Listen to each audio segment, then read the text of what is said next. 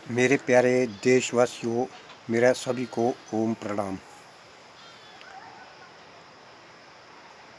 आज इस देश में जो भी ये उपद्रव, खून खराबी हो रही है, उग्रवाद हो रहा है, बम विस्फोट हो रहा है, अनेक प्रकार से हत्याएं कर रहे हैं। इसके लिए हम पूरे देशवासियों को एकता करके एक ऐसे सख्त कानून पास करने के लिए सरकार से विनती करनी चाहिए कि ये इस देश को बर्बाद करने के लिए जो जो लोग आगे आ रहे हैं, इस देश को ख़त्म करने के लिए ये उपद्रव कर रहे हैं, अनेक प्रकार की जो भीड़ जुटाते हैं, फिर कहीं आगजनी करते हैं, गाड़ियों में आग लगा लेते हैं, किसी बाइक में आग लगा देते, किसी घर में आग लगा देते हैं, कई प्रकार के उपद्रव करते हैं। तो निर्दोष लोगों को मार देते हैं गुंडागर्दी करके। तो ये बड़ा चिंता का विषय है इस देश के लिए। तो 70 साल से आज तक ये घटनाएं नहीं रुक रही है। इसके लिए पूरे देश को बहुत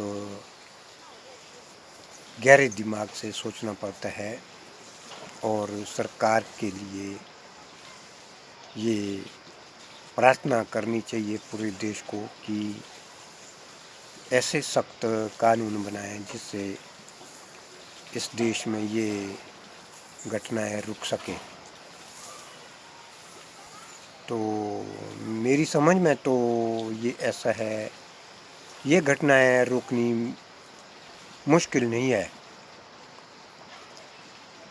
मेरी समझ में 3 प्रकार की चीज़ें, जो 3 प्रकार के लोग हैं उनको फांसी की सज़ा होनी चाहिए। वो कैसे? गहरे दिमाग से सोचना है सभी लोगों ने कि अगर कोई आदमी खून करता है, कोई भी आदमी, और उसके साथ जो जो भी शामिल है उनको फांसी की सज़ा होनी चाहिए, सज़ा मौत। दूसरी बात, जो लोग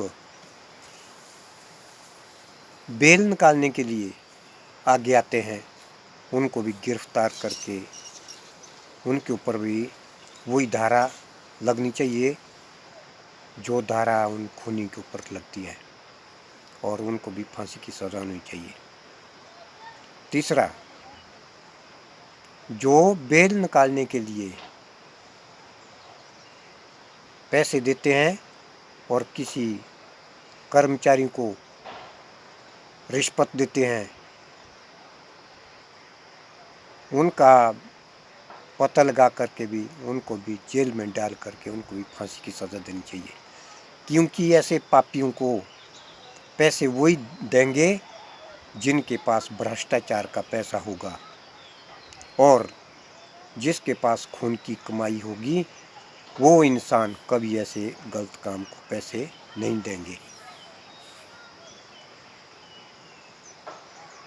मेरी समझ में ये अगर 3 आदमी को फांसी की सज़ा हो जाएगी तो कोई आदमी ना कोई गलत काम के लिए पैसा देगा, ना कोई बेल निकालेगा, और ना फिर डर के मारे कोई खून खराबी करेंगे।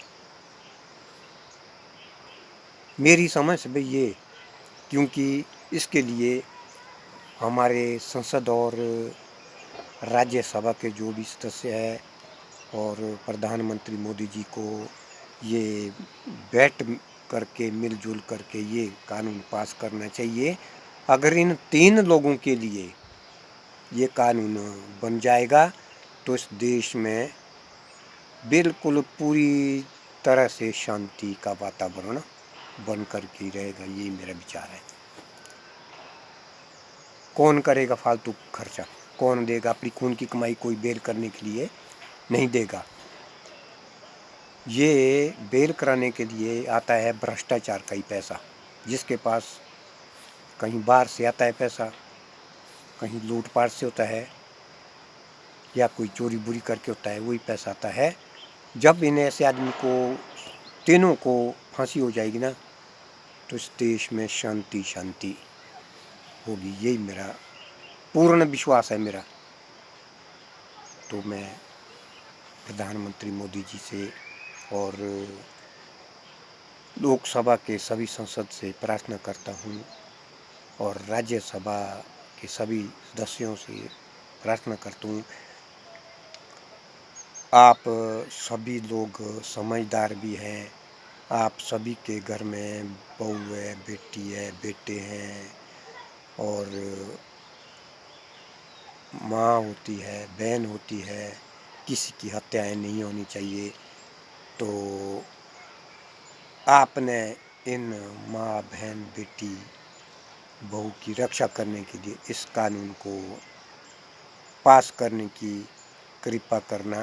तो जब लोकसभा में भी ये कानून पास हो जाएगा, राज्यसभा में भी, तो ये पूरे देश में लागू हो जाएगा।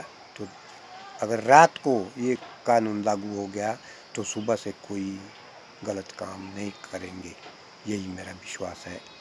और मैं बार बार आपसे प्रार्थना करता हूँ, अगर एक कानून बन जाएगा तो इस देश में शांति ही शांति बनी रहेगी, यही मेरा विश्वास है। ओम शांति शांति।